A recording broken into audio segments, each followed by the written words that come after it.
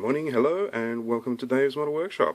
I'm going to show you today where I'm at with my scratch-built science fiction spaceship thing build. Still haven't got a good name. Please, chime in below with comments, because I'm struggling. Anyway, this is where we're at since the last time. So if you look at my YouTube channel, there is a part 1 to this, where I was building basically the engine.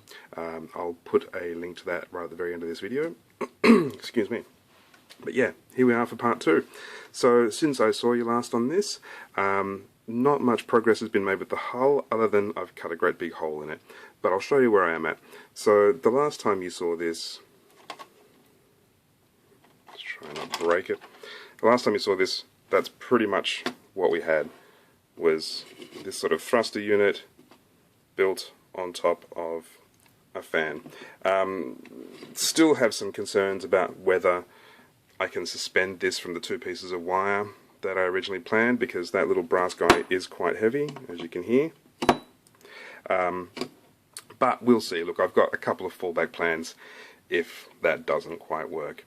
But yeah, the main things I've done since then was I've worked out a way to suspend the hull on the framework of the engine, so it's basically just bits of styrene stuck to the inside of the drink bottle and resting on those little tabs there. So they're going to just be covered in a buttload of glue when it's time to put all this together. I'm keeping them separate at this stage because I want to be able to spray paint different things at different stages. So the interior bits, I want to paint them sort of black and iron and really weather those. The external hull, I'm not quite sure what colour I'm going to paint that yet, but it'll definitely be a brighter colour, and I don't want to have to fart about masking off stuff. I just want to paint this separate to the rest of it. So yeah, that's where that's at. I have also mounted this little duty here to the hull, so it's just a spare piece of plastic. It's got a hole in the bottom of it. It's really just to add interest, and the plan for that is for this little guy to go in there. So this is some kind of aerial stabilizer. It's going to go up inside there like that and hang down beneath the hull like this. Yeah, that's the plan at this stage. I think it'll work. It's fairly doable. This was made, so I made a couple of the rudders and fins and things like that. This is from an old Messerschmitt 109. It's one of the tail planes from a Messerschmitt 109 in 1/32 scale, and all I've done is add bits and pieces to it. So bits of styrene, an old diff housing from a truck, a 1/35 truck, and bits from a computer, bits of wire, bits of styrene, just to add a bit of interest. So yeah, that's going to hang down at the front. I think it's quite nice. I've also built this really large stabilizer thingy. Again, no idea what term it is, and this was purely scratch built, so I've got a couple of photos here of how I built this. I'll show those to you now.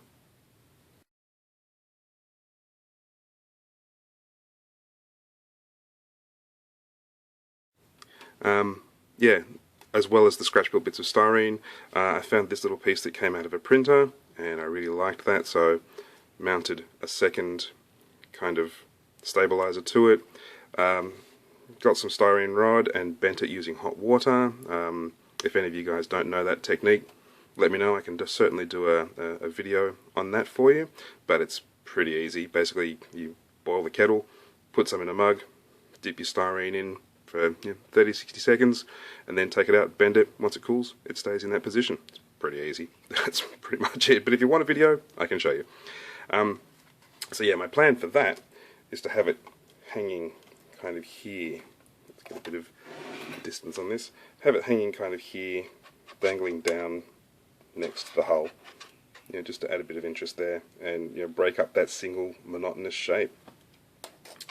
The other main thing that I've been doing, I've got one other sort of small piece that I plan to just mount kind of roughly here on the hull, just sticking out as a little stabilizer again.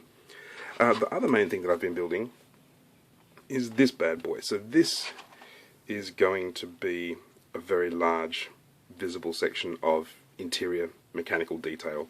It's going to go in there. So you'll be able to see quite a large chunk of it, and depending on your angle, you'll see a lot of it. Most of the time, you'll see sort of that much, but if I'm not careful, you'll be able to see inside the empty drink bottle housing. One of my pistons just fell off because I haven't glued them on yet. In one of my other videos, I showed you guys how to do weld seams, and I thought I'd build up these little arms so that I could show you guys how to do that. And as part of that, I wanted them to look as good as possible, so I have painted them the yellow already, and I've gone through and chipped them. If you want to see that video, it's definitely on my channel. I think it's my most recent video before this one, and yeah, it's quite interesting. I think it is. I hope you guys think it is.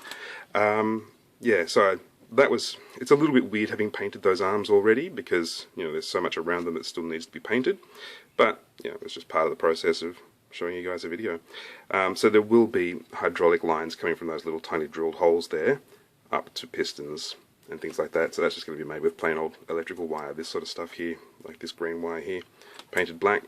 But yeah, I've enjoyed building that bit. The housing is an old Nerf gun.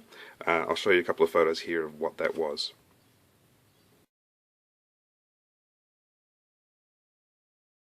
Yeah, as soon as I saw that Nerf gun, I thought, that detail right in this area here, perfect for interior mechanicals of this baby. So $5 well spent, I think, and got to play with it a little bit with my daughter beforehand, before I pulled it apart. Don't tell her I've done it, she still doesn't know. Yeah, so that's where we're at. This is going to mount to these, but a bit lower down. I feel like these arms are a little bit too far out at the moment. This, just floating out in cyberspace here is going to look a bit crap if you ask me, but that's some tweaking to do with these bits that aren't glued in yet. Yeah, so the next part for me is the hull, and the hull is where I've really been, I don't know, uninspired isn't the word, but it's been nerve-wracking. Every time I cut, to cut this hole into this, nerve-wracking. Am I doing it in the right spot? What's the whole thing going to feel like? That's, yeah, it's been a bit of a delay for me, which I'm not quite used to. I'm not used to doubting myself while I'm building. Oh, also there's weld seams at the top here, but again, if you've seen my weld seams video, you'd know that.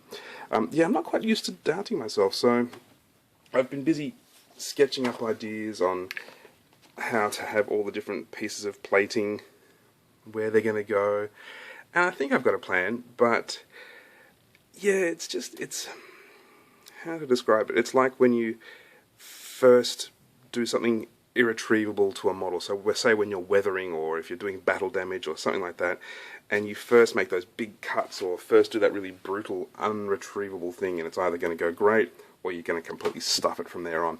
That's how I feel with this hull. So the moment I start cutting holes in it, yeah, it's a bit of a backward step if I screw it up. I hope I don't, but it's definitely been, yeah, messing with my mojo, which is why I've gone on and built a couple of little sub-assemblies in the meantime. But yeah, like I said, got my plans. I think I know what I'm doing. I have a second donor bottle ready to cut up, and the plan at this stage, so it's exactly the same bottle, just, not already worked on.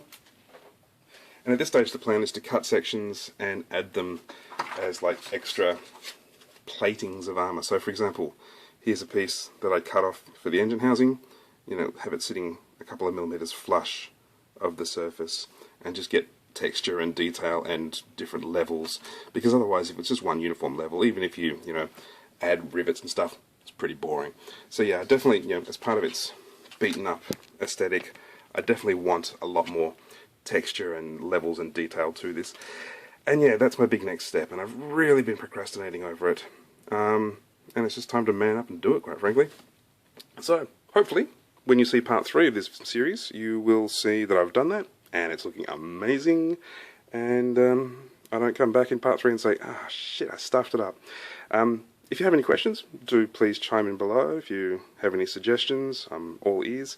But otherwise, going to keep going with this bad boy. It's really liberating not following instructions, but there is the flip side of, what do I do now? How do I solve the problem? And I love that, constant thinking process. It's really enjoyable to me. But for the big stuff, it's a little nerve-wracking. Like I said, just man up. Anyway, I'll leave it there. If you have any questions, chime in below. Otherwise, I'll check you next time with another video. Please visit my blog, etc. This is Dave's Model Workshop, signing out. See you guys.